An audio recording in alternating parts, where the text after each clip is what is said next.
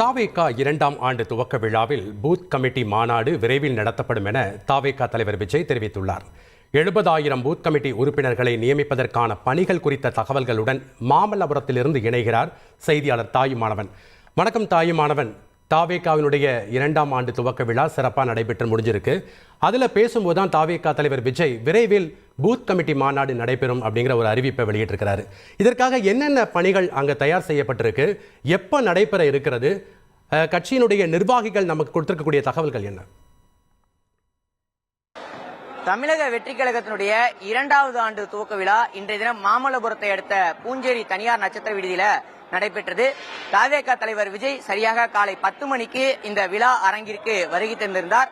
2500க்கும் மேற்பட்ட நிர்வாகிகள் பங்கேற்பதற்கு அனுமதி என்பது அளிக்கப்பட்டு தொடர்ந்து அவர்கள் மட்டும் உள்ளே நுழைவதற்கு ஏற்பாடு என்பது செய்யப்பட்டிருந்தது.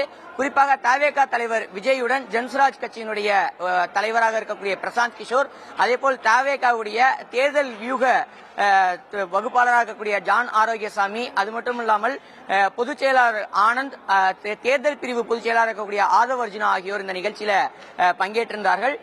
அனைவருமே பல்வேறு கருத்துக்களை தெரிவித்திருந்த ஒரு சூழல்ல தாவேகா தலைவர் விஜய் பல்வேறு விமர்சனங்களை முன்வைத்திருந்தார். மத்திய மாநில அரசுகளுடைய செயல்பாடு குறித்து பல விமர்சனங்களை முன்வைத்திருந்த விஜய் அவர்கள் தொடர்ச்சியாக உட்கட்டமைப்பை பலப்படுத்துவது தொடர்பாக பல்வேறு கருத்துக்களை தொண்டர்களிடம் வழங்கியிருந்தார். நிர்வாகிகளிடையே தெரிவிக்கும் போது பார்த்தோம் என்றால் 68,000க்கும் மேற்பட்ட வாக்குச்சாவடிகள் கடந்த தேர்தலில் இருந்த ஒரு சூழல்ல 70,000 பூத் கமிட்டிகளை அமைப்பதற்கு தாவேகா தலைமை திட்டமிட்டிருக்கிறது. அந்த 70,000 பூத் கமிட்டிகளுக்கும் நிர்வாகிகளை நியமித்து உடனடியாக அந்த பூத் கமிட்டிகளுக்கு நிர்வாகிகளுக்கான ஒரு பயிலரங்கத்தையும் விரைவில் நடத்த தமிழக வெற்றி கழகத்தினுடைய தலைவர் விஜய் அவர்கள் தலைமைக்கு உத்தரவிட்டிருக்கிறார். அதன்படி வரும் நாட்கள்ல அதற்கான முன்னெடுப்பு என்பது மேற்கொள்ளப்பட இருக்கிறது. அது மட்டுமல்லாம சமகால அரசியல் நிகழ்வுகளை பார்த்தோம் என்றால் பெண்களுக்கு எதிரான பாலியல் குற்றச்சம்பவங்கள் அதிகரித்து வரக்கூடிய ஒரு சூழல்ல அதற்கு எதிர்ப்பு தெரிவிக்கக்கூடிய வகையில மாவட்ட வாரியாக பெண்களுக்கு ஒரு விழிப்புணர்வை ஏற்படுத்தக்கூடிய பயிலரங்கத்தை நடத்தவும் தாவேகாவுடைய தலைமை முடிவு செய்திருக்கிறது.